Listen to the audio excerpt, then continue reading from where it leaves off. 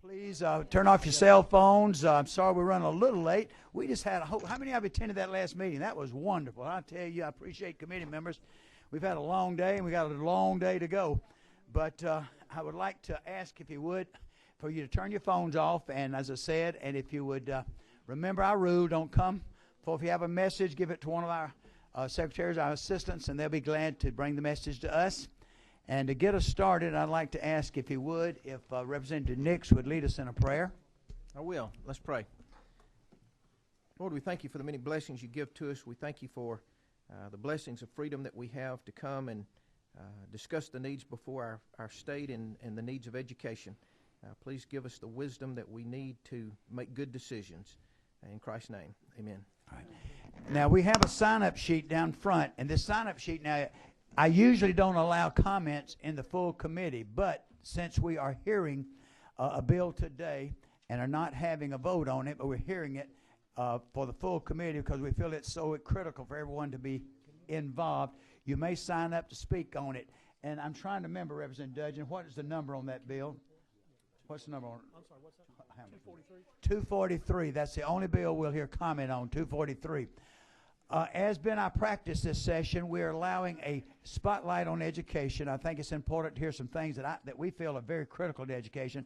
We've let it go a little longer in the past. We're giving them 10 minutes today, but I'm going to tell you, this is probably one of the most important groups that I've ever worked with.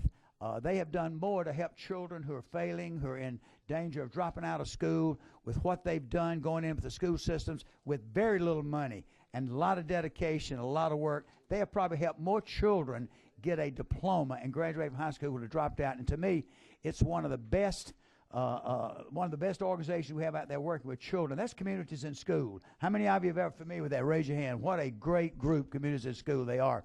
And I'm doing everything I can to work with Representative Dixon to see that we get them millions and millions of more dollars to help them out. So I think it's Mrs. Who's there? Is it Lewis? Mr. Lewis, if you would come, don't hate to rush you, but if you come on forward, I'd like for you to present, because I love this organization. So go ahead. All right, right there if you come there. Or you can come to the seat if you want to, wherever you'd like to be. Stand there would be fine. Thank you, Mr. Chairman. I appreciate it very much. And to Mr. Chairman, the members of the committee, this is fine? Yeah, you're on. Good. Okay, great. I'd just like, first of all, introduce myself. My name is Carol Lewis. I am the new president and CEO of Communities in Schools Georgia. We are 32 affiliates across the state of Georgia, serving over 40 school districts. We have, over the past 3 years, served over 350,000 students across the state. And our primary function is to make sure that we keep our children engaged in school and succeeding in life. I also just wanted to tell you that I do appreciate the chairman's comments about communities and schools, because the high school students that we have, that we work with, 94% of those students stay in school. Our promotion rate for our middle school students is 96%, as well as our elementary school promotion rate is 95%, of those students who are engaged in schools. We're K through 12 program and support program. We do that through a model of organizational model with having site coordinators who are housed in our schools, working with our teachers and our principals, provide those extra services, those social and emotional services that eliminate the academic as well as the social barriers for students to attend school. Including attendance issues, we manage teen pregnancy issues, whatever those issues that are presented to our students at the time that they need them, we try to alleviate those students so they're there, ready to learn, and also to make it the opportunities easier for our teachers so our students don't have the barriers to learning. I brought with me Carol Fay, who is an executive director in Cobb County, who also works directly with our students. She can talk to you about over this past year, the students that we served in both level 1, which is a school-wide services based on a plan, and then the case managed students that we've served we've served over 10,000 students in case management, where they're getting more intensive services based on the identified needs by the referral source as well as the identified needs by the school district. During 2014 fiscal year, Communities in Schools staff provided over 1,000 technical support visits to our school. of the funding and resources that we get. We would love to have millions and millions of dollars, but we're always not with our handout, but we're also with taking those resources that we're provided and turning that investment by $45 locally. For every dollar that's invested, we are finding $45 in order to put that back into the district and back into our communities and back into to support our students. So to make sure I can keep it quick and short, I just want to leave with just a really quick story with a student that came to us, a young man by the name of Micah, who came from Dodge County. He was one of our Student Achievement Month winners and had an opportunity to meet the Agricultural Secretary, Gary Black. From that, Micah said he just really, from just his background, had absolutely nothing to do with white people. He just hated, he was angry, didn't pay attention to his teachers, none of that. But it was the involvement of communities and schools that got that young man an opportunity to turn his life around. He was no longer getting kicked out of school because of his behavior, but he was now engaged in school and went from a failing student to an AB student because somebody cared enough about him to keep him in school. I had an opportunity to meet the Secretary Black, who helped him get a job. He was so impressed with him, he went down to Dodge County and met him. He got a job. This young man is now graduated from high school. He's finished his associate's degree and is now giving back in his community. This young man is an opportunity of a child who is on the trajectory for failing in school and now is giving back in his community and is an educated community person in his community, first in his family to graduate high school, first in his family to go into a post-secondary option. So Carol can come up and just give you a little bit more information about what happens locally. Thank you. Thank you. As she said, I'm with Cobb Marietta and the Communities and Schools affiliate there. We are working, of course, with 2 school systems. Everybody thinks in Cobb County we're fairly affluent, but let me tell you, in our Cobb County system, we have over 45% of our students on free and reduced lunch. Marietta City has 65%. We are predominantly in our Title I schools. Last year, we served over 8,100 students. We are only in 5 high schools in Cobb County and 1 middle school, and that's just because of funding issues. But we are working with those kids that are on the fence, the kids that are on the track to drop out. We are seeing tremendous turnaround. In Osborne High School, where we're lucky enough to have, is our lowest performing school, and we're lucky enough to have 2 site coordinators. The first year we were in that school, their graduation rate increased by 6 points. Last year it went up 4 points more, and the principal will credit that to the presence of site coordinators in Osborne High School. They meet with the students, they're one-on-one, they're removing those outside barriers that can be anything. But when the children, the kids that we're working with, one-on-one come to school, they can focus on education. And we are greatly appreciate any help that we could get to more children. We know there are a lot more in our county who need the support, who need the help, and both of our school systems, and we're doing all we can to graduate so that the economy in this county, the state, and whatever can be better off and perform. And thank you for the opportunity. Let me say right up front, I've had the opportunity and the pleasure to speak at probably 15 or 20 of your semi-graduations and your graduations, and I know what a marvel. I mean, I'll say this: I have a niece. She was on the verge of dropping out of school. She's now very successful in her career. She's in college. She's done well, and it would not have happened without that individual attention. And we talk about move on when ready. Y'all are move on when ready. You allow them to do things in a year that would take them sometime 4 or 5 years to do. And I just think it's a great program. And, hey, if you need an auction sometime, we'll have a fundraiser. We'll raise some money. Thank y'all so much. Any questions from the committee? 23. That's me. I just wanted to say that you've got a great lady at the head there, Carol Lewis. She and I went through leadership troop together a number of years ago, and she was doing a great job in Troup County, and I'm glad to see that she's at the head of the state. So know you got a good leader. Well, you're top on my list, I'll tell you. I know if any group can do it, is doing with so little, they do so much. We appreciate you. Thank you so much. All right. Now we have a very, very large agenda, so I think that this is your first bill we have on I don't have my agenda with me. Mike will help me out here, keep me straight. The first thing we have is House Bill 164. That came out of yours, Representative Dudgeon subcommittee. So, Representative Dudgeon, what is your recommendation on that piece of legislation? Mr. Chairman. Let me turn. I'm going to let you take over. I got to present it. All right, go ahead. Mr. Chairman, Academic Achievement Subcommittee recommends 164 do pass as amended. And I believe since Representative Martin is out today with a death in the family, that Representative Dixon was going to present. Oh, Dixon, okay, good.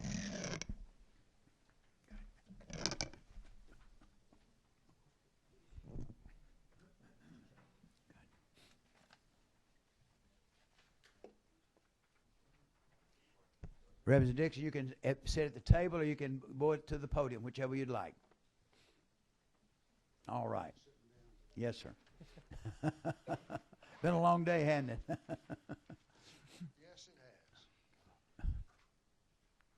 Okay, is this one on? Yes, sir. I'm just pull it up and you're gonna have to put it. Yeah, see if it's. Yes, eat the microphone. Yeah, it's on.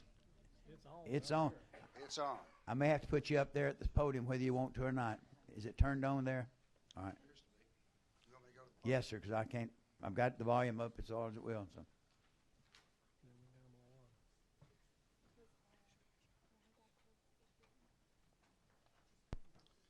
Okay, members of the committee, I bring to you a substitute to House Bill 164.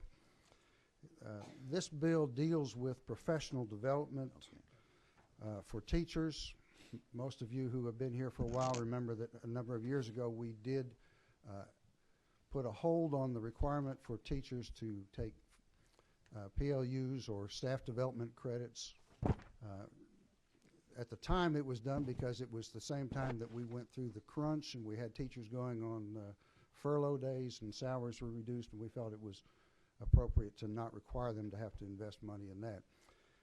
Currently, however, they are working on new rules and regulations for staff development opportunities, and those, it will be another 2 years before those go into effect. Professional Standards has requested that we put a hold on putting it back in for the next 2 years, and so this bill does that. It will keep the hold on those requirements until June 30th of 2017, and that is on line 13 is the change from the original bill that we had in the subcommittee.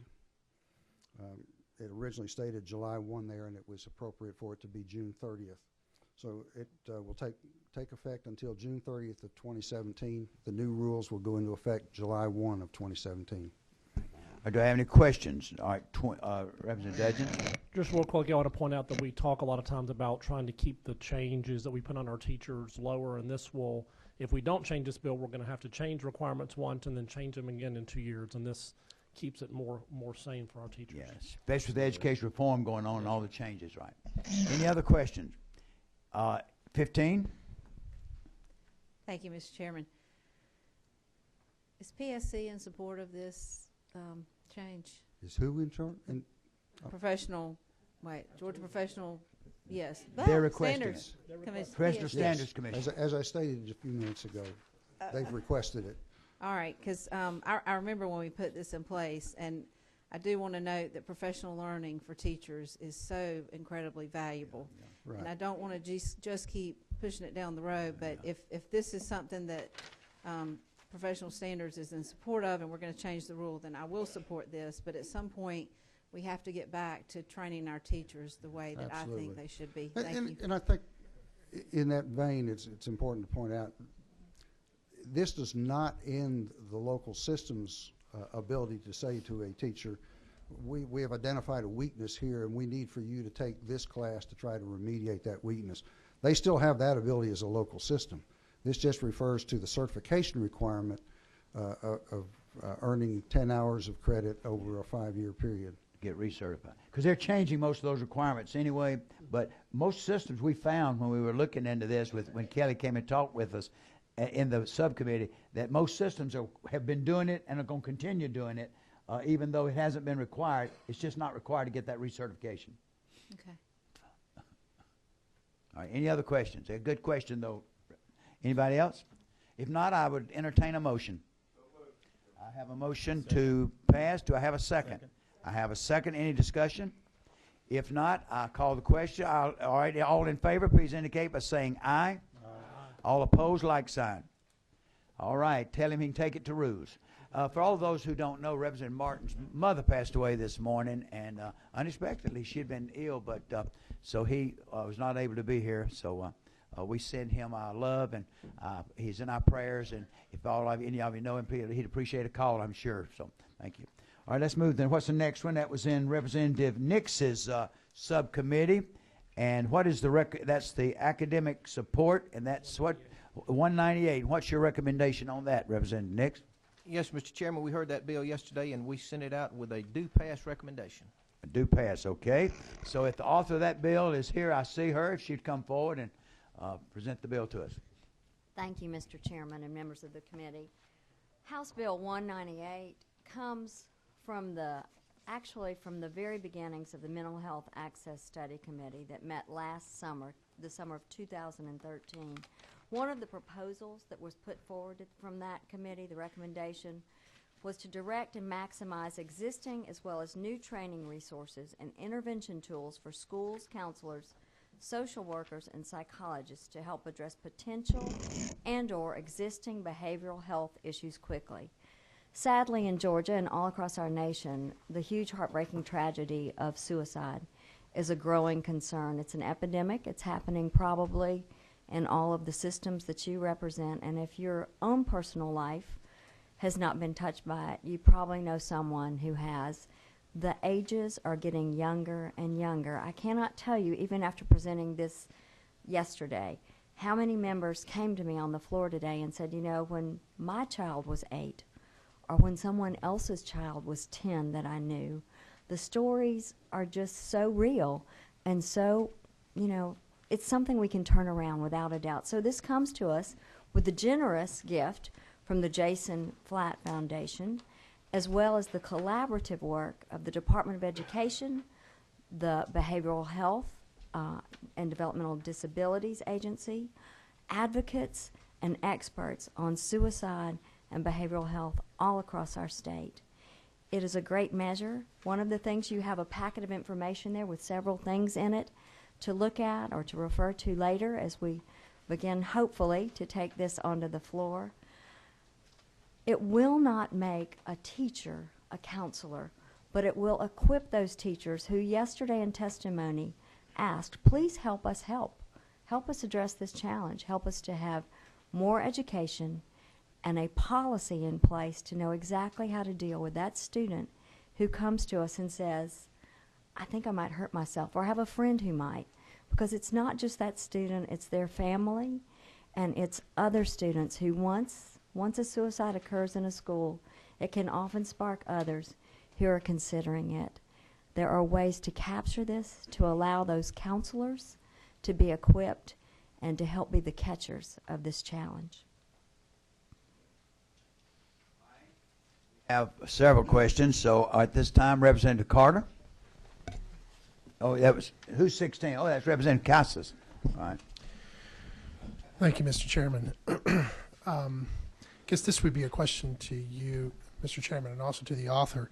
I see that this is going to be part of professional development according to line 27 and 28 on page 2, and we just voted to delay professional development.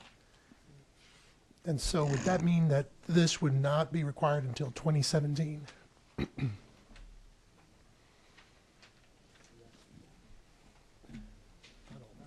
No, wait, Betsy, where's Betsy? No. Here's a, no, that's not, it's not. This would be something different. This is not what's Okay. required for your certificate. This is what the local school systems already provide. Okay. And if you'll notice, it also says at the end, or as part of the required professional development offered by the school system. By the school system. Very good. All right, thank you. Our Representative Dudgeon. I'll just follow up on that. I mean, the department talked about, they already have a standard training program that a lot of the school systems use, and they would just fold that into there. So, Representative Nix. I didn't have a question. Oh, I'm sorry. Who's 23? I'm sorry.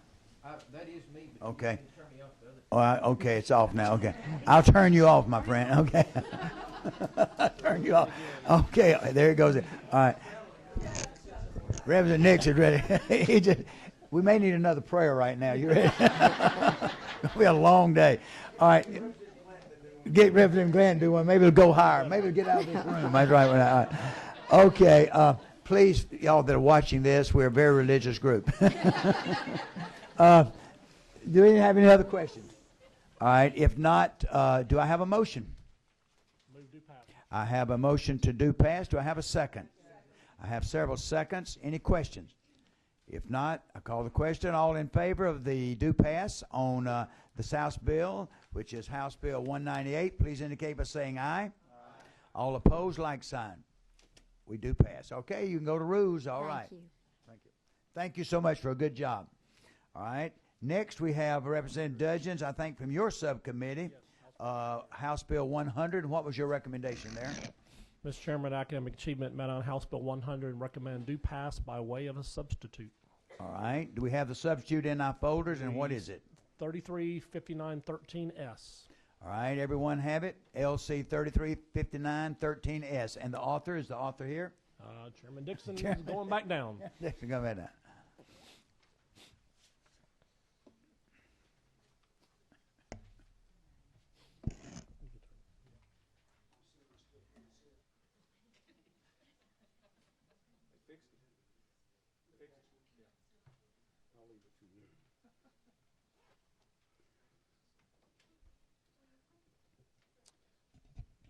Okay, I bring to you House Bill 100, which is to adjust the age that a student has to have attained the age of 5 in order to attend kindergarten. The substitute, as he pointed out, is LC 335913S, and I'll talk about the changes in it in just a minute. I was asked by a number of people, where did the bill come from?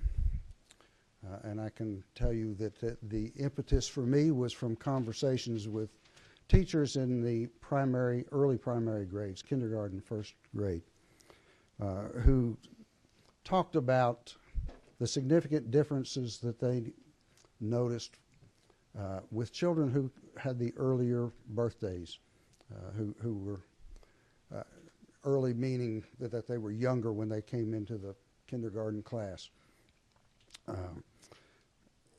And they impressed upon me that while it's not every student, there is that child who is more mature and ready to learn at a young age, but it is significant enough that it is very noticeable to them in a classroom environment. So we started to look at it, and I should point out to you that we have had varying dates in our state as to when a child can join the kindergarten class. When I began teaching, the date was in December. It moved back to September 1, and at the time that it was September 1 for all those years, for a long time, that was appropriate because most of the schools in our state started school after Labor Day at that time. That is not the case today, and that's something we've had a lot of discussion about in this committee over the years too. But we've got schools starting early in August, and in a number of cases actually in July also. And so this bill will bring that date, the date for enrollment in kindergarten, more in line with when school actually starts also. There have been studies that talk about the impact of achievement, of age on achievement, and so I'm not bringing any of those to you, but just so you know that there have been studies which point out that difference. In the bill itself, when it was first drafted, we made the mistake of trying to implement too quickly, and I'll freely admit that. I heard about that from a number of people.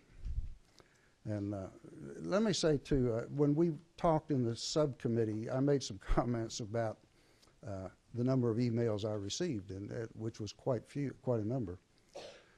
But one thing I noticed about the emails that I got, and I want to thank those people for it, instead of a stock email that they just sent, they signed up somewhere and sent it, I think all but just a very few of the emails I got were written by the individual and talked about their specific situation, and that was impressive to me.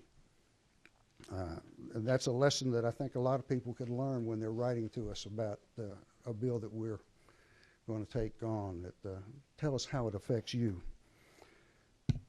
After reading a lot of those, we did go back and create a substitute, and the substitute you have in front of you is what we ultimately passed in the subcommittee, which sets the date for you to have attained the age of 5 to be August 1, beginning with the 2017-2018 school year. That moves it out 2 years from what we originally had, and that will allow us to adapt for those students who are already in a pre-K program, who were already expecting to move on, were doing okay in their pre-K program. They now will be able to be in the kindergarten next year. The second year, moving it out the second year, allows us to accommodate those who are enrolling, signing up right now, actually, for pre-K next year. And this keeps it from impacting them when they could not have the solid information prior to making that decision to enroll. So we've tried to accommodate as many of the people as we could in trying to adjust this bill. I'll be glad to answer any questions if there are some. We have several. All right. First light to go on, number 18, Representative. Oh, you didn't want to? You don't want? Oh, No, I will. you He didn't just, want to? Oh, yeah, you're on. he just couldn't believe how I was. How quickly quick? See, I'm right on. All right. Number 18. Who's Mr. 18? Chairman, I just wanted to make a comment that I think is important. I talked to Representative Dixon about this. I was the no vote in the subcommittee meeting, and I have since talked to Barbara Hampton, who's the former state school board chair, as well as our school board superintendent. And then one of the things I said to Chairman Dixon is that what I didn't feel like I got from the piece when it was explained originally in subcommittee was that really one of the major pieces, one of the major things this bill does, which is why I now support it, is, you know, when we were kids, we went to school a lot. Well, with the exception of you, Mr. Chairman, we went to school. You know, you remember we went to school a lot later, and I remember that because we talk about how short our summers are now. Well, you know, my children go to school a lot earlier and earlier and earlier, and so really this date, in my mind, you know, is aligning with the times, actual schools changing and starting earlier. So I didn't get that. That's why I voted no in subcommittee, but I'm supportive of it today. Thank you. All right, 19. Thank you, Mr. Chairman. Mr. Chairman, and by the way, we usually had September the 1st as a cutoff for us when we're in school. First of all, Mr. Chairman, I want to thank you for appreciate the delay of the implementation of it. One of the things I'd like for you to help me understand a little bit more is that we've oftentimes said that a child has the ability to be more successful based on the number of words a particular child hears on a daily basis. We also know that in some respects in low-income families, children are not necessarily receiving those words. So by delaying them and their ability to get into an environment where they can receive those additional words and increase their vocabularies, it seems to me that we're going in an opposite direction. And it also appears to me that as we look to put more children into the pre-K program, and now and I realize this is about the numbers in the pre-K program and not the number of kids that are eligible at a particular date. I realize that. But it kind of helped me understand that a little bit. Well, I mean, I think I'd have to say to you, first of all, this bill can't fix everything that we would love to fix. I mean, to be able to have twice the amount of money available for pre-K so that we could guarantee that every student anywhere in the state could be in a state-supported pre-K program would be a wonderful step towards helping more children be ready for kindergarten, regardless of their age. But to say that moving the date causes them, it's going to cause some students to be older when they come to kindergarten. To say that that's going to cause them to be further behind, I don't think is the case. they do have another year to hear more of those words, and if there were ways that we could add to the bill that would encourage more of those words to be, to have them have that opportunity would be a good thing. But that's not within the scope of this bill. Teachers, at least the teachers that I've heard from, and I've heard from a number since I had those conversations over the last year, will say that the child who is older stands a better chance.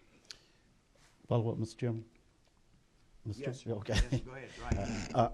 And I don't disagree with that, Mr. Chairman. I guess part of my concern is in the particular communities that I'm thinking about, the community that I represent, I'm concerned about the additional economic impact on those families who are already struggling to provide just the basics for those children. Now, I understand that sending children to preschool is not a way to relieve yourself of financial struggles, but at the same time, these parents, most of them being very young parents, are looking forward to that day when their child can sign up and go to preschool and relieve some of the impact financially so that they can apply that toward better living conditions and so on, et cetera. Would you address that for me, please, sir? I don't know how I can address it for you. I mean, it's obviously will have some of that impact. But in balancing it out, my responsibility, I think, is to do what's best for the child. And that's what we've attempted to do with this bill. Thank you, Mr. Chairman. All right. 20, Representative Dudgeon. Thank you, Representative Grant. Thank you, Mr. Chairman. Mr. Chairman, I wanted to point out that as part of our subcommittee and part of a lot of email debates I had is about are we going against the idea of move on when ready and so forth. And the Governor's Study Commission is going to be looking at that, as you well know. But the way I look at it is very simple. This is a very simple thing. We've had, quote, arbitrary date in the code for a long, long time. I point out with people that you can't have no date because there are literally people who bring 3-year-olds into the kindergartner, and that I've had principals tell me this, and want to enroll a 3-year-old thinking they're academically ready. So there has to be some sort of date. And if you sort of take a very step back, we're still aligning the date with the approximate start of the school year. I'm all for looking for creative ways to do, different things in the front end, especially when the health is important, sure. But I think that's a bigger topic than what you're trying to do with this particular piece of legislation. Thank you. Good point. It's Representative Setzler. Thank you, Mr. Chairman. Representative Dixon, appreciate the bill. Wanted to ask you, on the other end of the spectrum, I'm just trying to kind of understand what some possibilities might be for the remarkable kid that is ready and there's a reason to put him in. There's no appeals process to this. That you've got a kid that falls in this range, that's exceptional as an incoming kindergartner. There is no ability to petition the school board to get an exception, is there? No. Okay. So if you had that kid, that same problem has existed with the September 1 date. Absolutely, too, by the way. I understand. But if you did have a family that had that circumstance, and they wanted to push their child forward, if they were in pre-K or they're in a private solution of some kind, they could, if they did want their kid to be a year ahead, there's nothing that preclude them from enrolling their kid in first grade the following year, such that they could catch up with the class the parents thought was more appropriate with them, and they could track on with that class move. This doesn't keep kids out of first grade or second grade based on this date, does it? It's just a kindergarten enrollment? Trigger? No, there is a first grade date in there, too. But they don't have to enroll a child in school until they're, I mean... Exactly. But 7 years old is the point at which it's required to enroll a child in first grade. But my question being, when I was coming through school, there were kids who fell behind. There were kids who leaped ahead. There wasn't a lot of them. I think in my school, more kids fell behind than leaped ahead. But that's kind of typical. That's right, as you would expect.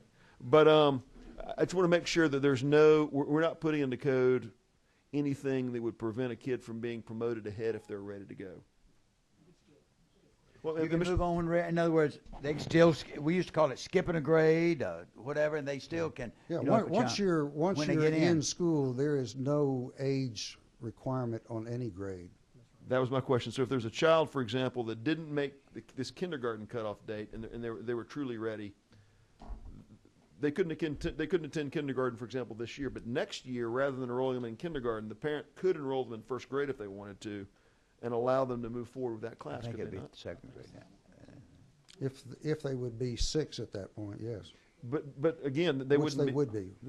They'd be a month and a half before their 6th, but so they'd still be a 5-year-old. It's after first grade.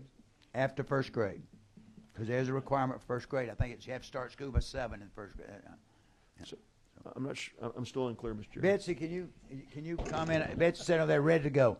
Yeah, they still be subject to the same cutoff date, so they still would have to wait another year to get into first grade. But once they got into first grade, they could be advanced, at any rate that the school.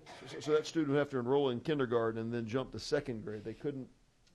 They have to go kindergarten first, then they can move. There is an age requirement for kindergarten and for first.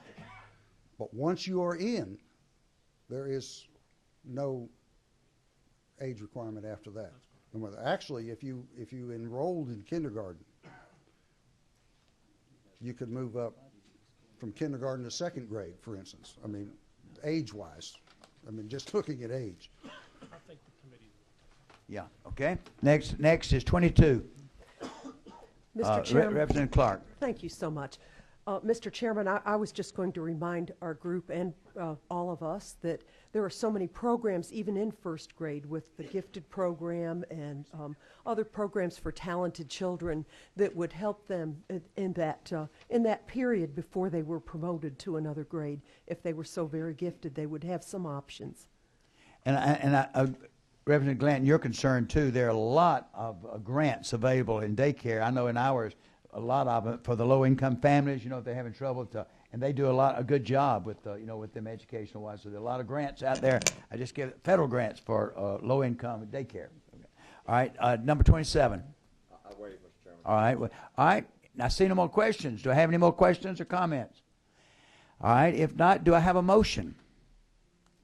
Oh, hold it. 22. Mr. Chairman, Mr. Nix and I move do pass. Okay, I have a double do pass, all right? Do I have a double second? All right, I have 2 seconds. All right, any other questions or discussion? All right, call the question. All in favor of House Bill 100 as amended, substitute LC 335913S, please indicate by saying aye. Aye. All opposed, like sign. You're added to rules. Thank you, passes unanimously. Thank you. All right, now, ladies and gentlemen, this next item, we're going to have a hearing only. A vote will not be taken today on this next piece of legislation. Mr. Representative Hammond, check that mic and see if it's. They told me it was on. I want to be sure. I'm tapping. Test. Is it working? Yeah. It's All working. right. And you have a strong voice. You can do it. So what we're going to do here, we're going to hear House Bill 243, a hearing only. We have here signed up to speak. 10 people signed up to speak on this bill, and we are going to allow comments. We're going to hear the bill, hear the legislation. Then we'll give the committee a chance to ask questions. We'll have testimony from the audience, and then we will have questions from the committee. All right, so if without any other delay, let's go ahead, Mr. Hammond. Thank you, Mr. Chairman, members of the committee. This is quite a treat for me. I'm glad I came in early, got to hear a little bit of the Education Committee. This is my 9th year here. And We really work not like those other committees. Boy, I tell you what, I just got 2 bills out of another committee. I know this is going to be a much, much more fun process over here. So I look forward to it. Seriously, though, let me tell you, one of the reasons I want to say that about this is my first time because I've never been involved in the education process. But for the last several years, if I may just give you a little bit of a history here, last several years I've been working on this initiative, and because I don't consider myself a bomb thrower or whatever, I wanted the timing to be right. And of course, Chairman, I've talked to you at various times and other people, and I feel like that this year the timing is right to bring this out. And let me tell you why I'm involved in this. I use myself as an example. I have 3 daughters. All 3 of those daughters have graduated, have gone on to 4-year institutions and have graduated. But all 3 of those children, we as parents identified the uniqueness of those children, and we said it's appropriate to have a unique education for those. And so all 3 of those children had some combination of public school, private school, and in many cases additional private tutoring. And because we as parents made that decision. I happen to represent the 24th District, which is in Forsyth County. I will say, arguably, Forsyth County school system is one of the finest school systems, not only in Georgia, but the Southeast.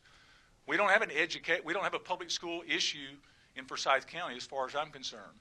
So let me say, first of all, this is not about a poor public education, or I'm not against public education. This legislation is all about giving parents the opportunity that want to, those parents that want to, and not all parents want to, but they want to take a very active role in their children's education. And this simply provides a pathway with some financial assistance for those to happen.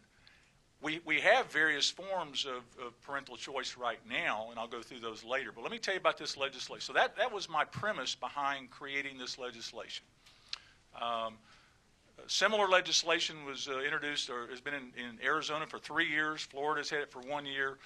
I'm working from LC 335918S. It's a substitute. We made several small changes, and I'll tell you what those changes are.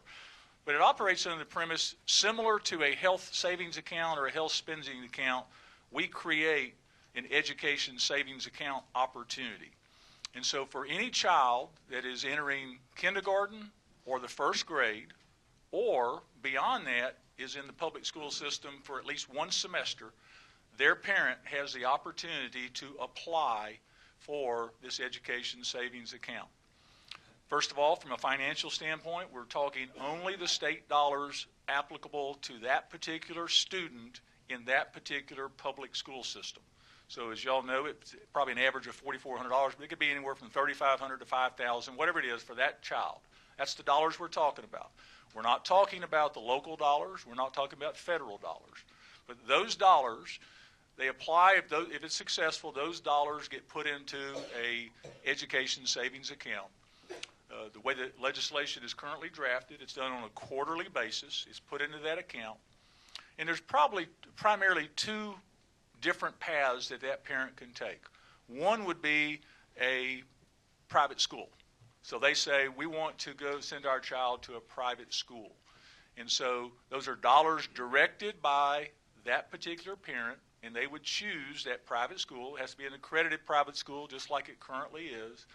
And then that parent would be responsible for taking those dollars and obviously fulfilling their obligation to the private school, of which they could use these dollars towards that. The other option would be homeschool. A parent wants to homeschool their child or their children. And in that particular case, just as they currently do, they have to purchase curriculum. They have to do a whole variety of things. And so this would give the ability for that parent to determine what curriculum was necessary. If they want, in both these cases, if they wanted to study for an AP exam, they could use those funds for an AP exam. If they wanted a professional tutor or a counselor, or there's some disabilities or something that they wanted, because that parent says, my child is unique and I'm going to do that, then they are able to take those dollars and put towards that. Now, we've built in safeguards in there. There is the opportunities for audits. There is a mechanism in there. And by the way, all this is, we recommend that it goes to GOSA. And so GOSA would establish the rules necessary, the Governor's Office of Student Achievement. Of course, you all know that. I'm learning these acronyms now that I'm over here in education. So they have the ability to set up the rules, and we've allocated a 3% cap of those dollars that for GOSA to use as they see fit, setting up the financial institution.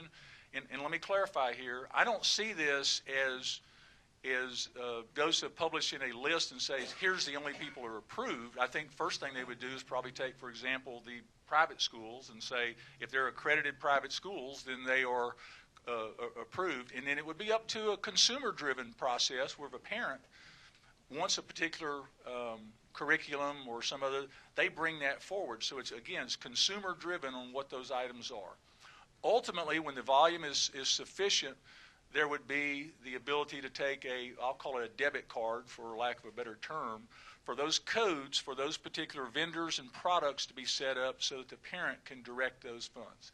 Now, there's people that think that it's possible. I'm not saying it's not possible. I think it's very, very unlikely. But in those cases where a parent, for whatever reason, doesn't spend the full amount, and I'll just make up a number, let's say it's $4,000, and for some reason at the end of the year they've only spent $3,800, then those $200 would simply roll forward into that student's account for the next year and would be set up there. We put a provision in there that should that account have no activity for 2 consecutive years, then those dollars would go back to the state. We also have a provision in here, and I know that we've talked about this, that should it be possible at the end of the graduation of high school, if there's remaining dollars in there, that those dollars would roll forward with the same provisions, but to a college course. And so they would have the ability to go to a community college or an accredited private school or public college and do that. Another thing, because we know that there's people that feel, I think very incorrectly, but they feel that there's going to be a rash of people leaving the public school system to sign up for this. I certainly don't believe that, and I'll give you some of my reasons. But because of that, we said, year one, we will cap this at 1/2 of 1%. Think about that. 1/2 of 1%. Which is about 8,500 students. We said in the next year we would cap it at 1 full percent, which is obviously approximately in today's numbers, is around 17,000 students, and then the cap goes away. That's the basic mechanism, or the basic information that I have to present to you that's in this bill today. We've tried to take it and make it very simple, very straightforward. I know that there's many questions. I know the devil's in the detail.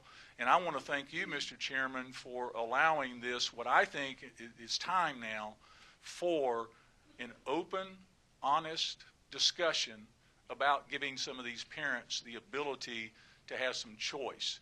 You know, we allow choice in a lot of different ways. We allow public school teachers right now the choice of moving their kids as they go around the district. We allow that to happen. We allow pre-K for you to get pre-K dollars to go to the school of your choice. Through the Hope Scholarship, we allow choice to take those Hope dollars and do those things.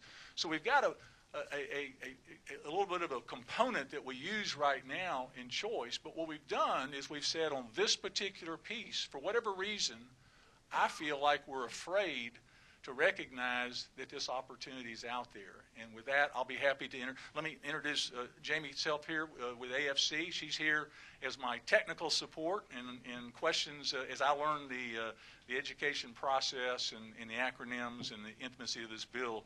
I will certainly rely on her. But I appreciate very much the public opportunity to have this discussion.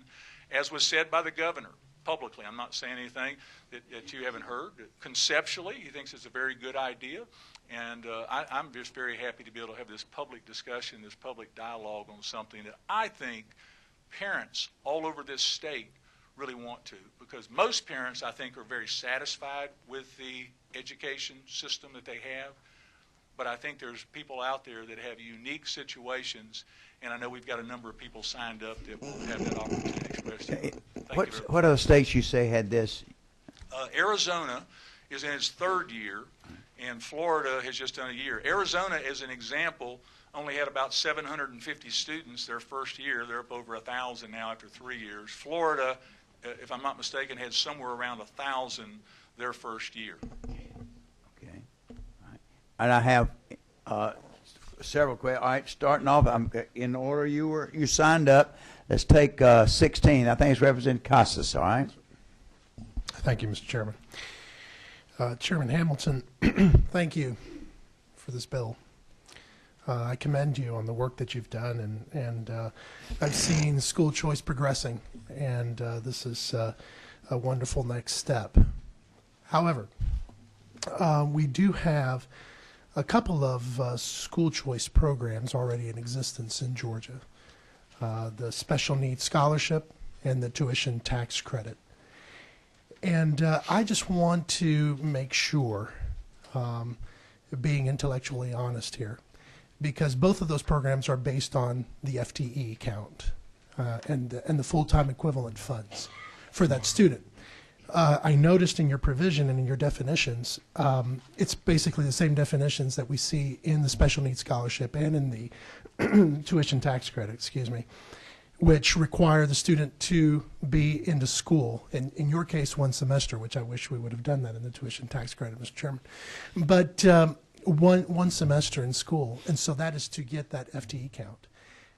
I don't know, maybe we can research this, but I'd like to see a provision here where parents are not double dipping and being able to take part of the ESA along with the tax credit, along with the special needs scholarship, and we need to be very careful about that. And I would agree, we've discussed that, and to me, it's my interpretation that on the special needs, it's pretty distinctly different, so you don't have that. I think the discussion of the SSOs and those, that's a different thing. I would say that my initial reaction is that, and as we draft this and we look at this, things come out, my initial reaction is I would agree with you entirely that we want to make sure that those are 3 separate programs. As Representative Dudgeon said in the meeting this morning, I kind of see it as I agree with him, it's a menu for us to look at to offer the parents. And as parents, as we make decisions about our children, and do that, as Chairman Dixon said a while ago, it's all about the children. That's the really most important thing. I was glad to hear that. And so in this particular case, we as parents make that selection of that menu for those children. And I'm comfortable, I hope that's okay, I'm comfortable with drafting it and making whatever change necessary that spells that out if that's one of the requirements. Perfect. All right. Now, next is 18. Thank you, Mr. Chairman. You're next. I got you. Hey, She beat you Representative again. Hamilton. You got to be quick on that. I've trigger. been here for 9 years as well. I can't believe it. I thought I understood the bill a little better until I'm reading more specific lines. Can you talk a little bit? It feels a bit contradictory to me when you have the qualifying educational expenses under 11, where it says resident school system means a public school system in which. I'm sorry, what line are you on, please? On page 2, line 11, under qualifying educational expenses. So on no. Which one do you have? Which Do I have the wrong? 18.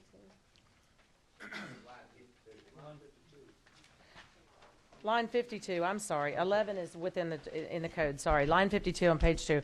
So here you're referring to qualifying educational expenses as being the public school, right? So they are, no.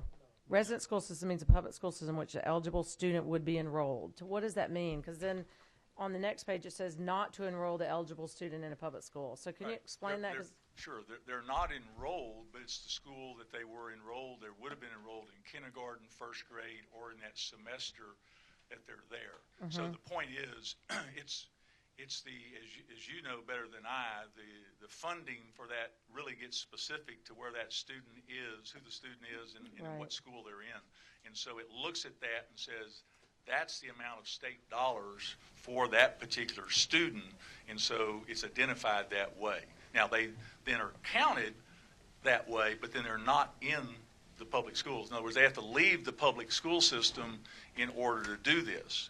Now, they can participate by purchasing classes or other items. I had a discussion last night and today about a career academy. I can see where you had a career academy, they may specialize in something as specific as computer programming, for example, which is a hot topic right now, and maybe a person in private school or homeschooling wants to access that through the career academy or through a charter school or some public school that has that class, but they would not be part of the public school system. All right. Next we have on the agenda number 17. Thank you, Mr. Chairman. You're coming. To Chairman Hamilton, as I track the dollars here, we're talking about the state funding would follow the kid or be used for this program, but the local funds that's levied by local property taxes would stay behind in their local school system. Isn't that true? Both the local and any federal dollars that were associated would stay there in that local school system. That's correct. We're only talking about the state dollars. Okay. Just as my example, if someone in Forsyth County a parent wants to move to Gwinnett County, they make that choice. When they take that child from Forsyth County to Gwinnett County, the seat is vacated in Forsyth County, so they no longer get a state portion, but they continue to get the local portion, and that dollar follows them to another school system. So in this case, as I'm trying to think about the financials, not just for the parents to be able to use, but also for the school systems that they're eligible to attend or were attending, the school district would have levied a substantial amount of dollars, $3,000, $4,000, $5,000 of local money for that student, that when the student takes the state money and leaves the system, those dollars are still left behind. They were set aside for that. So in essence, what happens is it true that when a parent takes the scholarship, the local money is left behind, and actually the per pupil funding for all the remaining kids actually goes up significantly? That's $5,000 that can be spread around for the other kids. I'm not sure I'd use the word significantly, but I think that it's true that the property tax portion that's going to that school system remains the same when that child leaves, whether it's this program or goes to Gwinnett County as my example.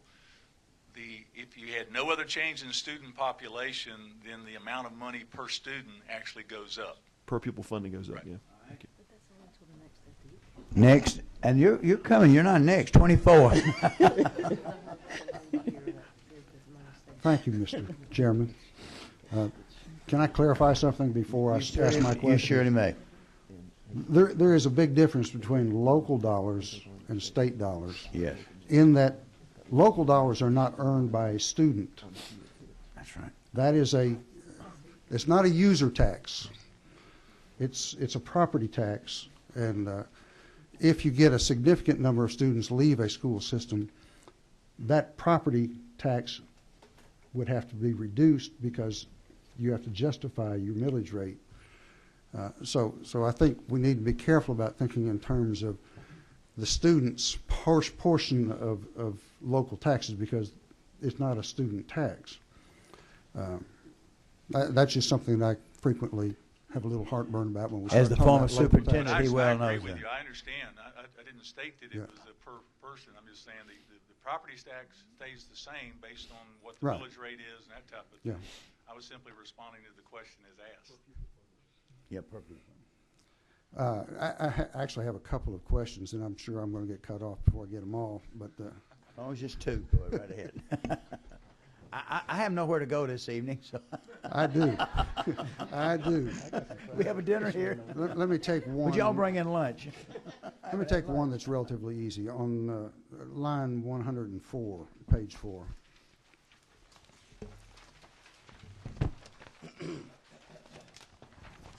That's just something that jumped out at me, and I agree with what that section is intending to do. I have a little heartburn with using the word substantially misused the education funds. That's a hard standard to justify. I'd almost be more inclined to say intentionally misused the funds, because if they intentionally did it, that's a big problem, regardless of what the level of misuse is. I could not agree more. I think that what we're doing here is we're just codifying the fact that they have authority to do that. Obviously, there's going to be rules and regulations set up to do this, but absolutely, I hear accountability using that word, and absolutely, these are state dollars. These are dollars that we as taxpayers have put into the coffer, and so I want to make sure that any opportunity or likelihood of being misused is eliminated as best we can, and also want to have a mechanism that should we verify or suspect, if we suspect, we put in here the ability to turn it over to law enforcement. I agree 100%. The other thing is a caution. I think Lou just left. I was going to ask him to comment on it too. Oh, no, he just had his head down. We're talking about a situation which is very similar to the special education voucher program in terms of how we identify the student for funding purposes. And that has been a problem from the time we began that program, because it's difficult to track where that child is after they leave, and we just seem to have continuous problems with accounting for how many students are involved, and how many are, when they drop out of the program. So it's just something I think that DOE and the financial folks over there who have to continue to track that and figure out what the allocation is supposed to be for the next year. In dealing with the budget, that particular program is always one that we have a difficult time making sure that we have it budgeted appropriately. This year, there's a $5 million difference in what it looked like at one point and what it ended up being. Do I get one more? May I comment? Yes. I mean, my comment is I agree. It needs to be, and that's why we chose, as far as the funding mechanism, the current system. And we know that funding system is very likely or potentially can change, and so we want to follow along with that, whatever that funding system is. All right. Okay. Representative number 12. Okay. Yeah, there she is. Let me turn you on. There you go. Mr. Chairman, I have a question. As a parent of a student that did attend the online virtual charter school for a year, I wanted to know, and you might have answered it earlier, and I just didn't catch it. Will those parents be eligible for participating in the education savings account? Charter schools are public schools, and so you would have that ability to do that. Okay. And my second question, if I may. Yes, ma'am. You may, Mr. Representative Stovall. What if parents want to financially contribute to the savings account as it's set up? Is that allowed, or would they need to set up something separate to do that? My understanding, that's I would doubt you could commingle funds, but. Yeah, I doubt if you would be able to do that. I think the word savings is, it's not like I think you're going to be a savings account that you're drawing interest on. It's just it's a savings account, it's a spending account, however you want to look at that. So I don't think that there's an opportunity to do that. It's not written that way. Okay. All right, thank you. Okay, thank you. All right, next on is 19. You're finally there, okay? Mr. Chairman, I wasn't prepared, but You want I'm ready. You want Mr. to pass Chairman. over? I'm ready. First of all, Representative Ham, thank you for bringing this legislation, and thank you for asking me to co-sponsor this legislation that I believe that is student-focused and that is directed at the needs of the student rather than the system, while also empowering parents. So thank you for that. The question that I have, or some concerns that have been addressed, is that this ESA would be for a particular demographic or particular zip codes, for particular income, people with affluent incomes, and so on and so forth. Address that issue, address that concern, because I want to make sure that everybody understands that this is about hope, access, and opportunity for all students, regardless of demographics, regardless of income, regardless of zip code. Could you address that for us, please? Sure. And that was one of the initial discussions that we had, and basically I was committed from day one to say I'm not going to put a value on a child differently that lives in one area or one different parent or whatever. I see them all as valuable lives that want to have this opportunity. And so to me, we're talking about children, no matter what zip code they live in, no matter what their financial resources in. We're trying to simply find a pathway and offer some financial assistance to those parents in doing that. And that's really the whole purpose of this. And my initial starting point is I just didn't see that we needed to start down the path of means testing and sliding scales and all the things that complicate this issue. I want to put the same value on that child and come up with that opportunity. Thank you. Follow up, Mr. Chairman? Yes, sir. And would you help us understand the process for participation, i.e. whether it's going to be a lottery process, whether it's going to be an application process, and who manages that process? Sure, be happy to. And again, this is written broadly, giving GOSA in this particular opportunity the authority to do these things. But basically, we would ask them to put together an application. And that application would be advertised and so on and so forth. And then it becomes what I call a first come, first serve. The application just verifies that they're eligible, the seat that they're in, the district that they're in, and as those come in, then they're eligible. It makes no difference what their GPA is. It makes no difference what zip code it is. They come in on a first come, first serve. And then GOSA simply goes through that and approves them. And then the only cap is that, only requirement is that they meet that criteria, and that first year it's no more than 0.5%.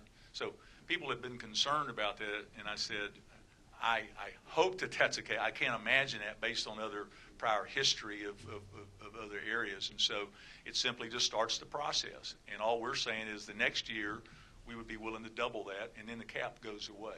And then after that, it's everybody that applies. Yeah, right. After the second, everyone who applies is qualified. Right. As long as they're entering the first grade, kindergarten, or they're existing in public schools. And to prohibit the perception of discrimination, because it's run through GOSA and the government entity, then it's subject to open records. Is that correct?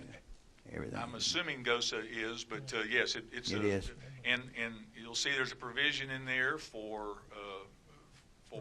audits and financial accountability. The fact that parents are responsible for submitting their testing results on an annual basis, just like and so we've set up using the current criteria for homeschooling as well as private schools. So we're not making special exceptions for people in that regard. We're also not making it more difficult. We're using the current mechanism that we have for students that already participate from an accountability standpoint, that already participate in private schools or homeschooling. Thank you so much. All right.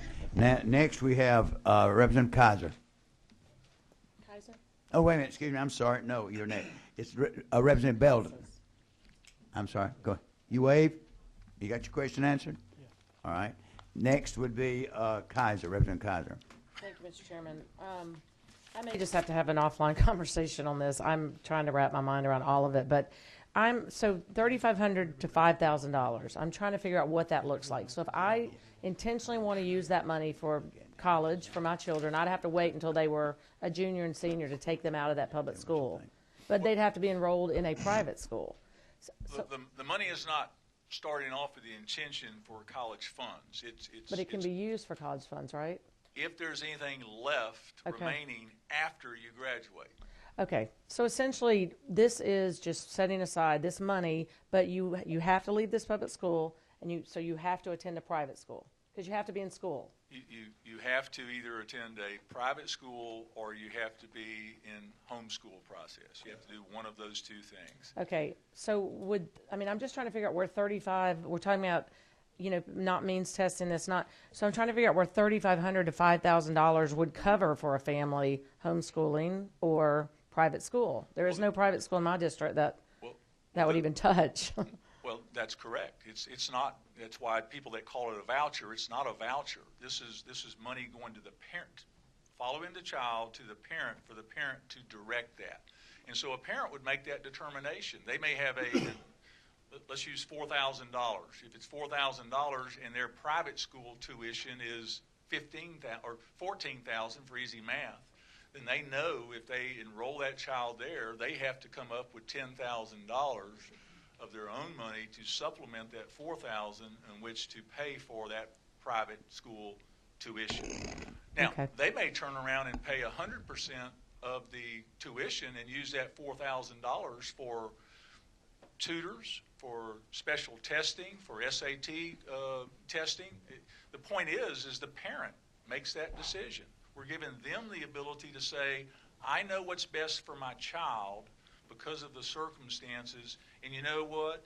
A tutoring or a therapist in this regard is what I would like to spend that money on. Or homeschooler may buy textbooks or buy, One option that I might bring up as well, Representative Kaiser, is it wouldn't apply.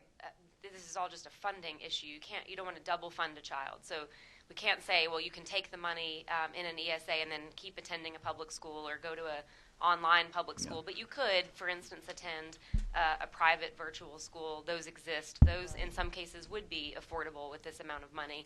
And there are a couple of private schools in the inner city, at least one or two in your district, that would be affordable under this scenario, but not all. I mean, I understand you can tell me when the sometimes, are. sometimes the perception of private education is sort of elite and expensive, and often it is. Right. But that's not the only option, and certainly there are online and digital options that are available for and then families the money that the local and federal dollars that stay at the school, how long do they stay at the school? Like if, you take your child out at a high school, does the money stay there for 4 years? What if the child moves? Well, the property tax money is local money, so So that's it's not there. based on student Okay. enrollment at all. Okay. Federal money is more complicated. And they won't draw down that federal money if it's for by child. It could be, it could Okay. be other. Yeah. All right. Some of it could be grants. Yeah, it depends on what it is. All right. Next on the list is 24. You. No, it's you're after him. You want to take her first? Well, it doesn't because your lights came on. Your light came on earlier, so go on to it. Representative Dixon. Okay. One question. Representative Baskin, you get ready because you're next. Okay. The accountability that's included in here about that they're required to administer any state-required nationally norm-referenced assessments that are administered to the students in the public schools of the state. That's on page 4, bottom of the page. Starting with line 125. Is there any accountability for the institution on the results from those tests as there is for a public school? The results are turned in, and in fact, after the third year, all these results are published on the website. I'm not sure. Turning the results in is not accountability. Accountability means that there's some consequence if you don't meet a certain standard. There isn't anything built into the legislation from the state perspective. I mean, I think some would argue that if a parent is getting poor results on their test, that it's up to that parent to make a different decision for that child if it's not working.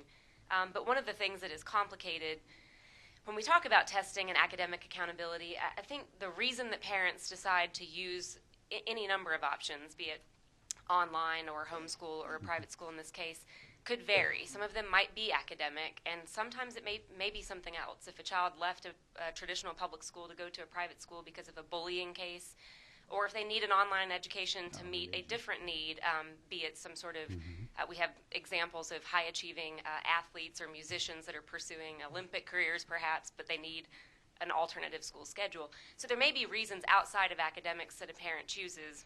And I don't know that we, as in the state regulations, wanted to come in and say, if it's not exactly this or that, then you've got to go somewhere else. At the same time, I think most parents are seeking a good education for their child if they're engaged in this program. And if the results were proving that they weren't receiving that education, they would be inclined to seek something else. Yeah, I mean, I'll use myself as an example. If you look at my children, it was not one or the other. There were years of this, and then because of decisions we made, then they would switch schools to another one because we were taking that active role, and we felt like that they were either were or were not getting that. Now, I'm all for putting whatever we need to from an accountability standpoint. Maybe my experience is different than yours, but in my time as an administrator and a teacher in a school system, we had a very good private school in our community, and several in Chattanooga that folks sent their kids to, and that's fine. I don't have a problem with that at all. But we also had several other little small private schools that they would gain accreditation through some agency. Now, what that accreditation was worth would be another debate. But under the terms of this, there's no real accountability for the state in terms of we're investing state dollars in wherever they're getting that education. There are some little private schools out there that, I'm sorry, they're not quality in any way, shape, or form, and yet parents still put their kids in those. So, I mean, we need to be careful that we don't overestimate what the parents are going to do. Mr. Chairman, help us write the language that covers what you need. I would also say there's some public schools out there. If you look at the product that comes out of the public schools. Absolutely. So I think there's accountability on. But we specify what accrediting agencies are valid for the state's purposes. That would be one step in qualifying who gets those dollars. I'm here to have a public discussion on the merits of this concept. That's what I'm just giving you a suggestion. And those are the types of things. If that's what we need to do to strengthen this, I'm very open to doing that. Well, let me say this: we have a lot of speakers, so we're going to hold this to a question and an answer quickly as we can. All right, 25. Representative Baskin. Thank you, Mr. Chairman. I have two questions. The first is more of a housekeeping matter, so let's do that one first. The second one's a little more convoluted. But on lines 94 and 95, it talks about the administrative fee at 3% and saying that it is to be deducted from the education savings account. So it makes it sound as if you have a participating student, the money for that student actually goes into the account, so you've clearly calculated the amount for that student, goes into the account, comes out of that account. How did you decide the amount of 3%? That seems a little high, and it seems higher than administrative fees and other brokerage accounts, essentially, this type of thing. Arizona had zero when they first started out. They had some costs that they put in there. Then they had to put a cap in there. Florida got their program started quicker and with less money because they took Arizona. They had an 84-page manual or something, and so they didn't have anything said in there, and now they put a cap in there. We just said we know it's going to cost something to get this thing started, and so based on what we found in Arizona and Florida, we thought 3% was a starting point. It's not going to come out of the account. It's going to come out of the overall 3%. So you might receive, instead of receiving 100% funding, you might get 98% or 97%. But the way this is worded, it says it will come from the education savings account. So it looks as if you will get a contribution at the beginning of the year of $3,000, and the next day your $90 is going to come out. We'll get Let's Counsel on that and find out. It may be, but that's the intent, is to determine what the cost is. Right. Right. Cumulative we're talking about. But it seems like a high charge. And it does say up to 3. So I think if the office feels that they could administer the program for less, then they have the ability to do that. But we didn't want to hamstring them, especially in the early stages, getting up to speed. All right. My second question is about using these dollars to fund post-secondary education. And if you go to line 46 and 47, lines 46 and 47, where it says qualifying educational expenses include contributions to qualified tuition program under a Section 529 plan. Is that a basic what we call a 529 plan, or are we talking about a prepaid tuition plan there? This is a 529. We put that in there initially. Well, that's my question, so hold that thought. So this is saying your qualified education expenses, you could contribute them immediately to a 529 plan for that child. Then if you go over here to line 78 through 80, I think there might be a little bit of an issue here, because when you contribute money to a 529 plan for a child, if there is money left over after you use all the money you need to pay for that child's post-secondary education, you can allocate it to other uses, including for education for parents, or switch it into another child's account. And this, on line 79, you use the term educational provider, but I don't see that that's a defined term.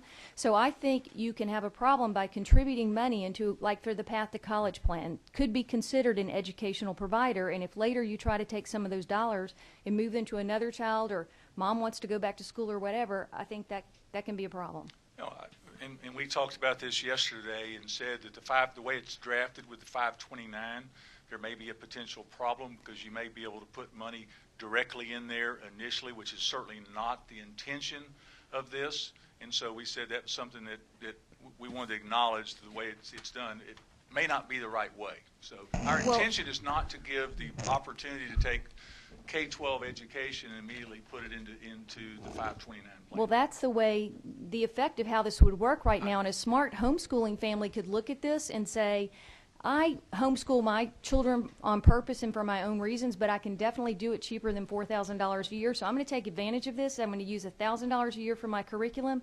I'm going to pre-fund $3,000 a year. Then I'm going to have $36,000 in that child's 529 account. I think we just acknowledge that we see that it could work. Problem. And so these are the things that, the devil's in the detail. We have to work these things out. We're talking about a concept, and we want to drill down.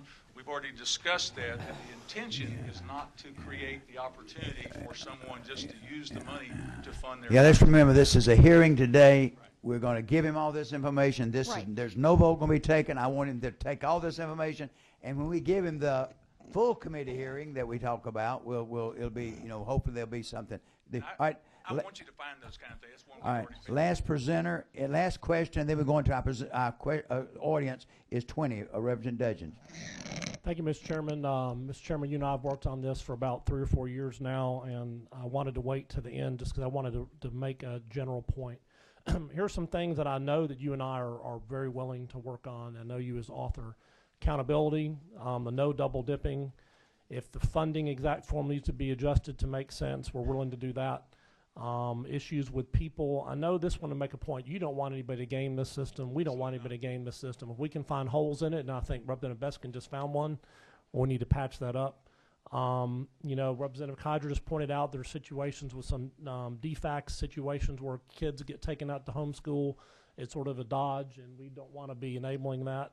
And there's a lot of details here, and I think that's why we're going to have multiple hearings on this. But I really appreciate you taking the leadership on this. Like I said, I've done it for a long time, but I just wanted to point out, and I know that you would echo that this is a process that will take a little while to hammer this out, but I think you're open on all those things. Is that true, Mr. Chairman? Absolutely, and I appreciate your help and guidance on this in doing so.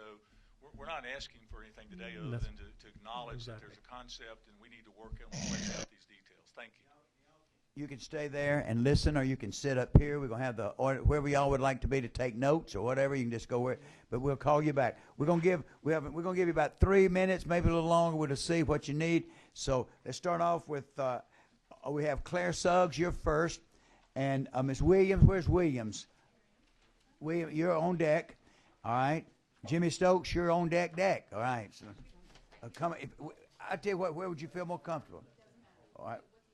You just sit, just anywhere you want to go. Either one, you can go to the podium or sit, whatever you'd like. Try to speak. Just real close to the mic. There you go. Does this work? Good afternoon. My name is Claire Suggs, and I'm the Senior Education Policy Analyst at the Georgia Budget and Policy Institute. And I really appreciate the opportunity that the committee has provided to offer comments on this bill. House Bill 243 essentially creates a mechanism for the state to subsidize the personal decisions that parents make to purchase private educational services for their children.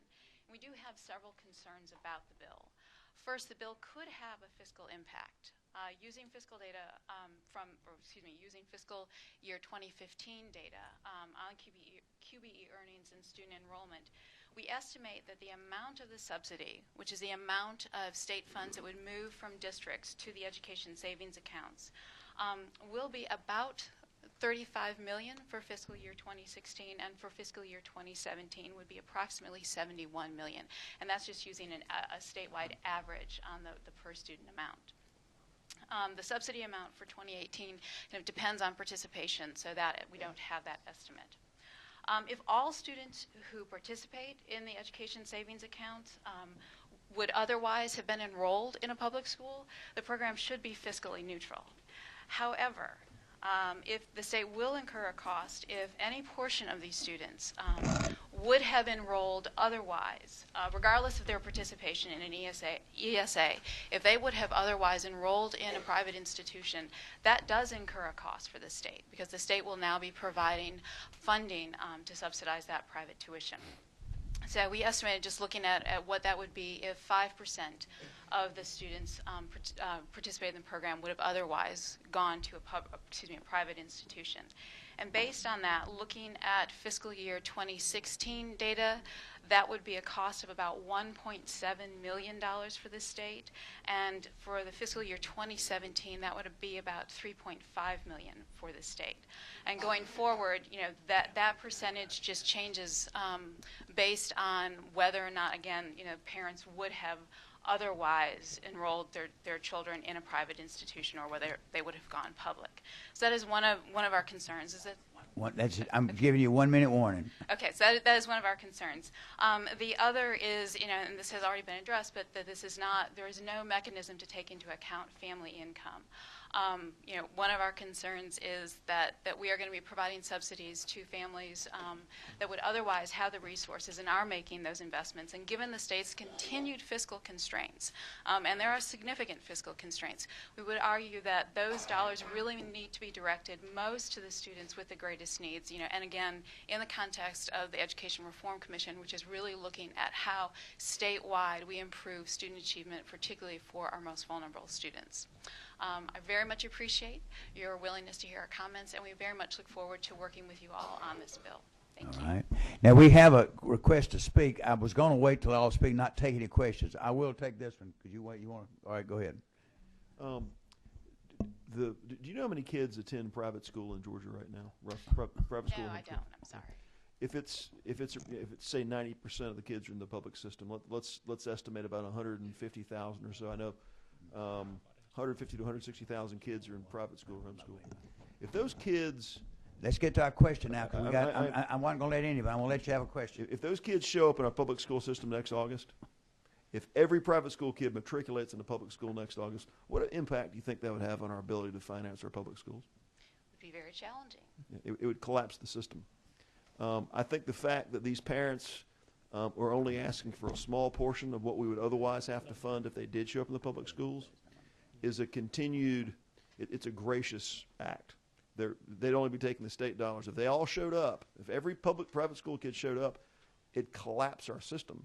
So I think the fact that we're only suggesting that a small portion of that for some of the kids be funded is a small price to pay for them not all showing up. Because if every private school kid in Georgia showed up in August, we'd crumble. All right, next we have Williams, and then after that, Stokes. On deck is Hall, okay? Good afternoon, Mr. Chairman, and all of you who are members of the committee. My name is LaToya Williams, and I stand today just to tell my story from a different perspective.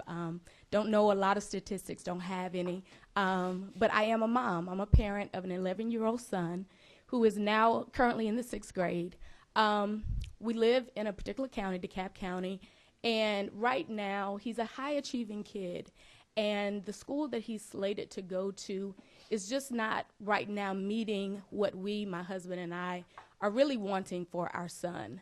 He's high achieving, he has a lot of potential, and we kind of want to push that. As I was doing, I said I don't know a lot of statistics, but I know a little, but looking at the particular school that he's slated to attend, it ranked about 440 out of 480. And that for me is not a satisfactory education for my particular son. I am a public school product, and I would like to think that I came out fairly well. But where we are and the opportunities, or even right now the choices, which are not or slim to none for us, they're not what we would ordinarily choose for our child. And so this particular bill for us means a whole lot. I said I'm a product of a public school system, of course, but I also came from 2 educators. 1 minute, thank you. And they drilled me in education. And them being public school teachers for 31 years and 38 years, they went over and beyond to see that each child, not just their own children, but that each child had a different choice because we didn't have choices. And so this for us really gives me, as an educator's child, and having a child who I want to excel even what I've accomplished, it gives us the opportunity to give him something that we never could have. So thank you so much for your time, and thank you for just allowing this forum. Yeah. I want to ask you, sure. What are the, explain the significance of the scarves. I mean the yellow. Oh, the scarves. This is it's kind of a school's choice scarf, and okay. we received this from the AFC, the American Federation for Children, okay. who I've been doing work with, and many of us have been doing work with on school choice. Thank you. That's what. All right. Yeah. All right. Next we have Mr. Stokes, and on deck we have Hall. Where's? Thank you, Mr. Chairman. And to continue your baseball analogy, the third person is the person in the hole. Okay, that's right. That's right. In the hole. Thank you. I want to remember that one. I'm Jimmy Stokes. Thank you for the opportunity of speaking on this bill. I have some serious concerns with this legislation. One of my most serious concerns is that there is no definition of where the money comes from. You can't say it simply comes from the FTE funds because these are ghost FTEs because the people aren't there. But there is no doubt about the fact that they would be state funds that went into the ESAs. I would remind you of the principle of Georgia law is that we do not put public funds in private institutions. I have no objection to individuals attending private school. They certainly are free to have that choice. If you don't like the taste of rutabagas, you don't have to eat them. But at the same time, you can't make the grocer pay you to not eat them. And that's basically what is transpiring with this bill. Thank you, Mr. Chairman. And I would also remind you, all of you, that your rules call for a physical note on this bill since state funds would have to be expended. And since this is a hearing, that's why we have it. We'll take notes of all of that. Now we have ready to bat, Hall, on deck, Stevens, and the whole Cook, and hoping none of them strike out Palm. Okay. Thank you, Mr. Chairman. I am certainly representing different demographics. I've been working with the Federation for Children.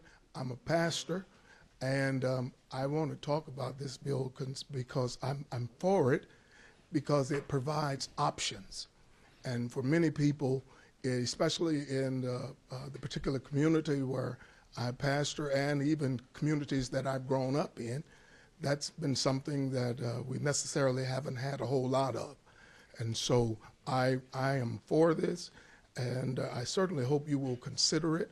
And I know the due diligence for the things that perhaps are wanting in the bill will be fixed.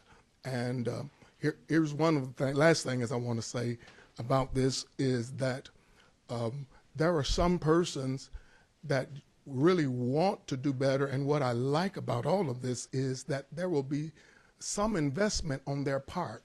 It's not a check where everything is paid for, everything is done. They're going to have to put some of their own funds and put their own resources in this. And so that's the thing that I like the most about it. It's not just a free check, but it is them having the opportunity to provide better with assistance. Thank you. Very good. Thank you very much. All right. Let's say Hall. Okay. Stevens. Yes, I know. Steve. I'm just. Okay. Mr. Stephen Hall. I got it. Yeah. Thank you, Mr. Chairman. But my name is Josh Stevens. I'm with the Professional Association of Georgia Educators. Oh, I'm sorry. Wait a minute. I'm sorry. It's Josh Stevens. I got you on here. I'm sorry. Good. I was calling you Mr. No worries. Tell us your name and start over. Sure thing.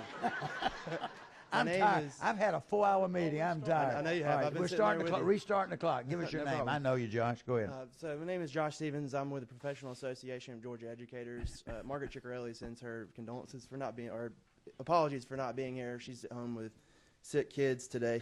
But I'll go ahead and deliver testimony. Page is opposed to House Bill 243 due to our continued concern with expanding Georgia's voucher programs. We thank Representative Hamilton for adding lines 125 to 127, which require administration of statewide and national assessments to add accountability for student achievement. However, we are still concerned about there being few accountability measures built into the legislation to protect critical state dollars for public education. One recommendation that we do have is possibly sending this idea in the legislation to the Governor's Education Reform Commission, as he has a subcommittee that deals with school choice, and this might be a proper avenue for that to further study this and come back with a different plan. Thank you. Thank you, Josh. All right, next we have Cedar Cook. Okay. Then Angela Palms on deck. Thank you, Mr. Chairman. Am I right that you're not voting on it today? No vote. There will be a subcommittee where we can comment. No, this is it. This is the comment. Okay, this is the subcommittee meeting, but we did it in the full where everybody could hear it. Okay, then I'll. At the recommendation of the subcommittee chair. Okay, thank you. Because I only learned it actually last night at dinner. Somebody said, "What have you heard about this savings account bill?" I hadn't. I went home. I haven't had time because of the other meeting to think about the details. I just want to say something about my concern of the ways that one place or another, public education, public other services, are being connected with private, the division between public money for public services. I've been struggling with this for decades. I remember in the 70s when the voucher systems we were talking about. And so I don't have a knowledge enough of this bill at this time to have the kind of precise ways it could or couldn't be fixed. I'm concerned about even considering it all, and I hope that some people think about how this adds up with other things that are going on, so that it's not just looking at them separately. Thank you. Okay, thank you. All right, next we have Angela Plum, and I think it's Michael Surma. Is that right? Did I get that right? Michael? Yeah. There you I see. Yeah, I know. Yeah, Michael. All right, good. Angela? First of all, I'd like to say thank you to Chairman Hamilton. This is the first voucher, in my view it's voucher, I know you don't look at it that way. This is the first voucher bill I have seen presented that did not trash public schools and that was not pushed forward on the basis of public schools are broken, they're failing, and all negativity. So I appreciate the fact that he brought this and is presenting it on his own merits rather than to the detriment of our public system. We have for a long time required that students go to school. We have provided a public system for them to go to. We've also allowed parents the option to send their children to a private school or homeschool them. For the last 8 years, we've seen a change. We've had numerous proposals, some of them passed and are in statute, to provide funding to the parents making the choice of one of those alternatives of going to a private school or this will be the first time we've gotten funding to a homeschooler as a way to educate their children. So it seems like we are moving towards possibly no longer simply focusing on funding a system in which children can choose to go to provide that alternative for them, but it's the parents' money to choose in which they spend it. And I would say that if that's the way we're going, that it's the parents' money or the child's money as opposed to the state or local system and provide a system, then we also need to decide what the rules are around spending that money. No matter what kind of school it is, whether it's the public school, the private school, the home school, the whatever it is, what are the rules around the use of public money in education? And I would say that they should be the same across the board. They aren't. And I think that that's an important thing to keep in mind. Very often when we've talked about this in the past, an answer to me is, but we're talking about private schools. They're private, so we don't want to create rules for them. I would say that if we are going to go farther into this uncharted territory, then we also need to decide, is there a point where private is no longer private? If over half their students or majority of their students are coming with public money, if all of their students are coming with public money, are they private? Or should they have an obligation to provide more information? And I think that at the beginning, or we're not quite at the beginning of this process, but before we go any deeper into this territory, I think those are some of the questions that we need to sort out so that we know where we're headed there with that. So just wanted to put that one out there. As to the bill itself, there's a huge change in OSA's role in this bill. There's not usually, OSA doesn't usually handle finance, administration, those kinds of things. So either you're preparing to change DOE or we need to switch some language around. I don't know what a private financial management firm is. It sounds really serious. I think maybe it's a bank, but that term, I think maybe we should use something else.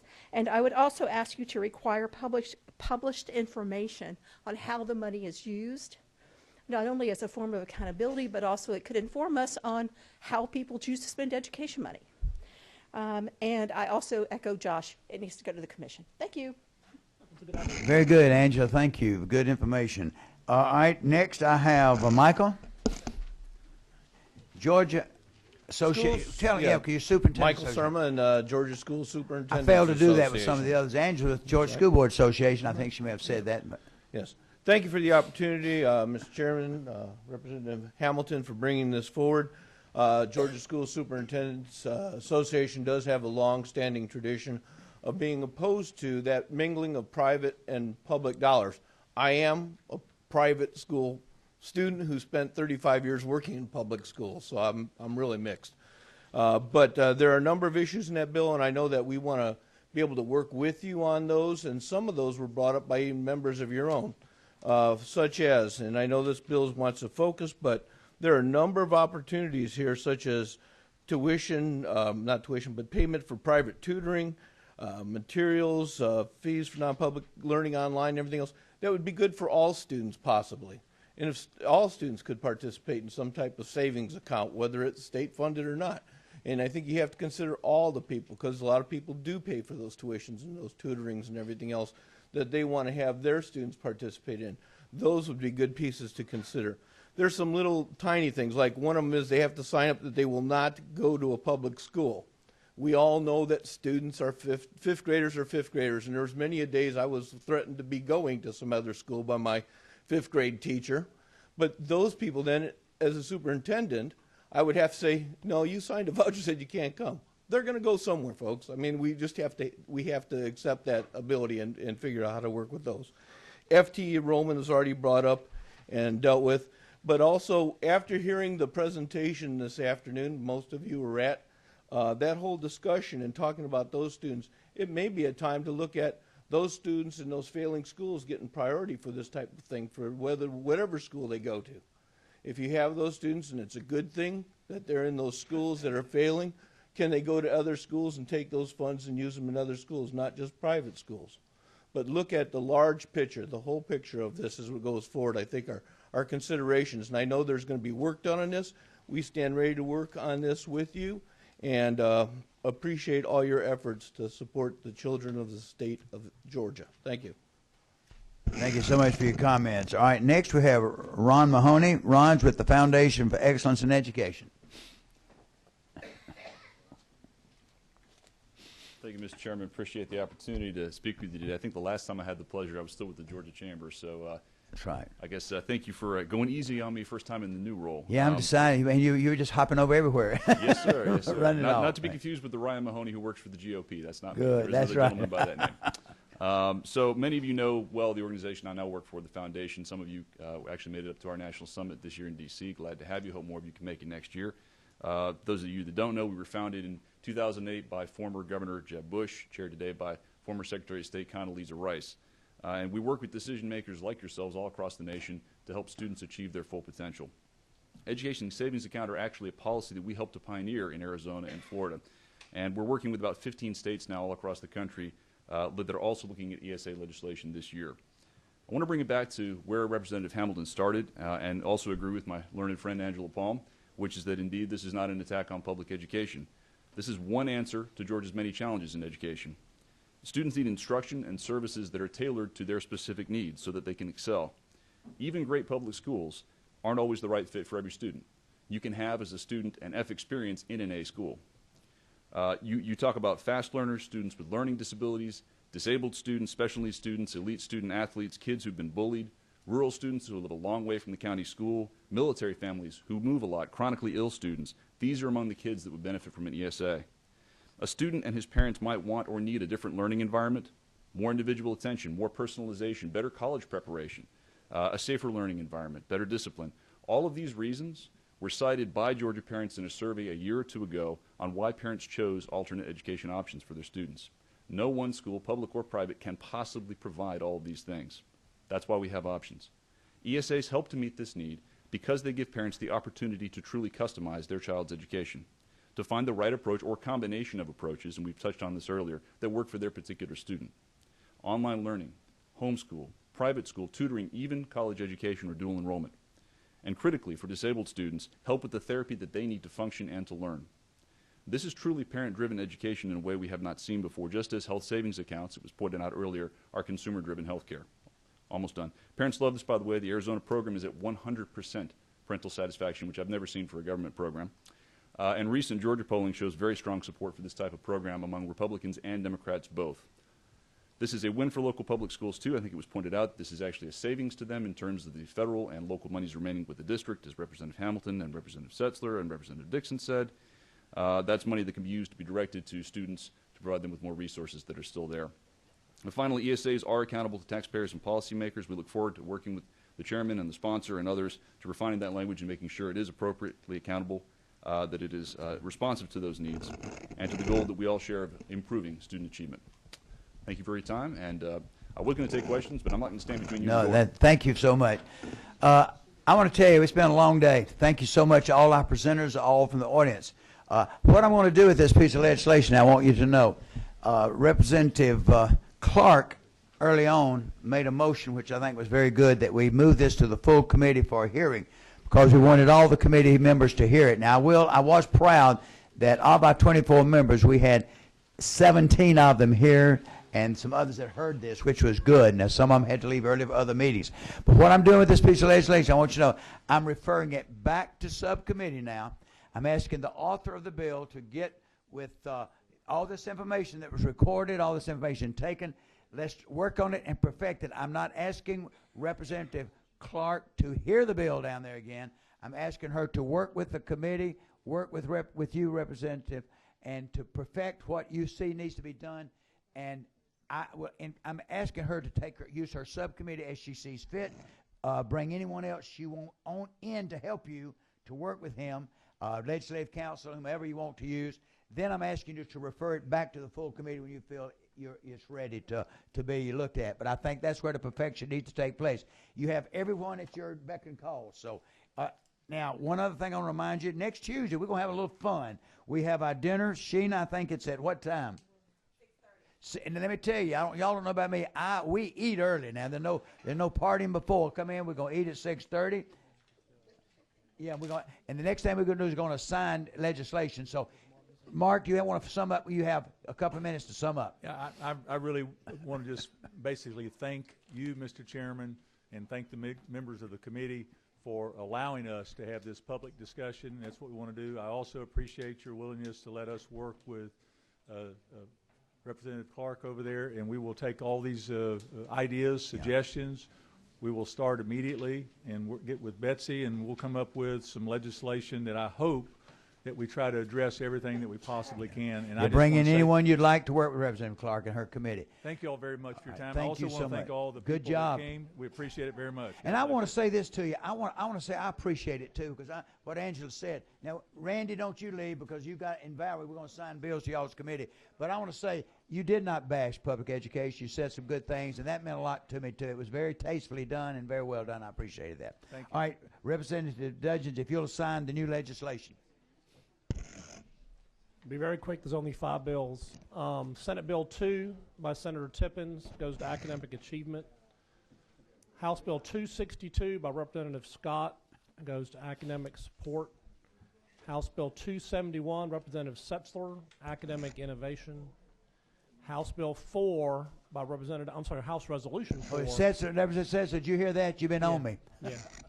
House Resolution 4 by Representative Taylor, Constitutional Amendment, Academic Innovations, and House Bill 296 by Representative Nix to Academic Innovations. Well, he's already been assigned. Yeah, that's it, Mr. Are there any questions? Thank you so much for staying around in today. We appreciate this day. Thank you so much. Next week's another tough one, y'all. We have the A-Push hearing. Thank you. That's a good point.